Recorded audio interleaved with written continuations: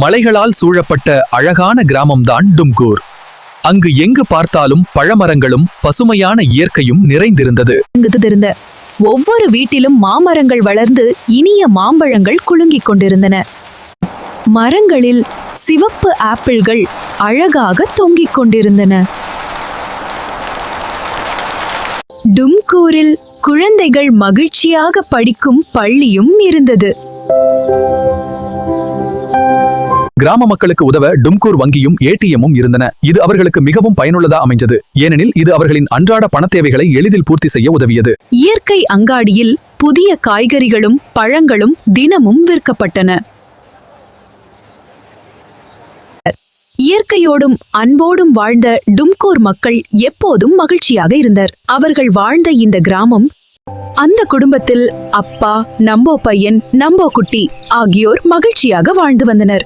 அவர்கள் அனைவரும் எப்போதும் ஒரு பள்ளி விடுமுறை நாளில் அவர்கள் காட்டிற்குள் விலங்குகளை பார்க்க செல்ல முடிவு செய்தனர்.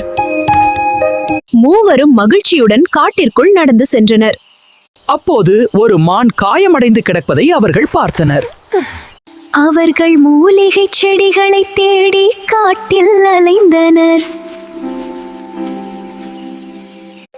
அப்போது மரத்தின் மீது அமர்ந்திருந்த டும்டும் பிப்பி என்ற தோசைக்கல் பூதம் அவர்களை பார்த்தது. அவர்களின் நல்ல மனதைக் கண்டு டும்டும் பிப்பி என்ற தோசைக்கல் பூதம் மகிழ்ச்சி அடைந்தது. டும்டும் பிப்பி தோசைக்கல் பூதம் மெதுவாக மரத்திலிருந்து கீழே இறங்கியது. அனைவரையும் அமைதியாக இருங்கள்.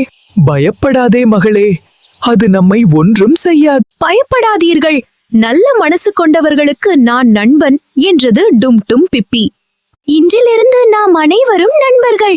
உங்களுக்கு எந்த உதவி தேவைப்பட்டாலும் என்னை கூப்பிடுங்கள். டும்டும் பிப்பி தோசைக்கல் பூதம் தனது மந்திரத்தால் மூலிகை செடியை காட்டியது. அப்பா மூலிகையை வைத்து மானின் காயத்திற்கு மருந்து போட்டார். சிறிது நேரத்தில் மான் குணமடைந்து எழுந்து நின்றது.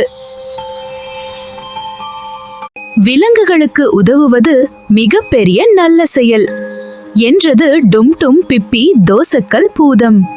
டும்டும் பிப்பி என்ற தோசைக்கல் பூதம், நீங்கள் என்னை எப்பொழுது அழைத்தாலும் நான் உங்கள் முன் வந்து நிற்பேன் என்று கூறி உங்களிடமிருந்து விடைபெற்று செல்கிறேன். நல்ல மனசு இருந்தால் உலகமே நண்பன் என்று நினைத்து அனைவரும் மகிழ்ச்சியுடன் வீடு திரும்பினர்.